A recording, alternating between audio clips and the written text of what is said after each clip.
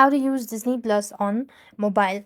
In order to use Disney Plus on mobile, you have to download the app from your respective app store. What you want to do is open up your Play Store or your App Store, and on the search bar type in Disney Plus. Locate the app and click on the install button. So once you click on the install button, the app's going to install, and then you could go ahead and create an account. So if you already have an account, you could go with a login as well. And if you don't have an account, you could create one. So what you want to do is you just want to go ahead and add in your information, personal details, contact details, verify card details, and get the premium version of it as well. Once you're done with the card details, all that stuff, and you're done with the creations of your account, then you could go ahead and set a profile for individual users.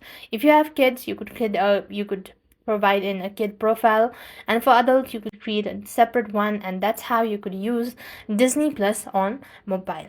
I hope the video was helpful. Make sure to like, share, and subscribe. Thank you for watching. See you in the next video.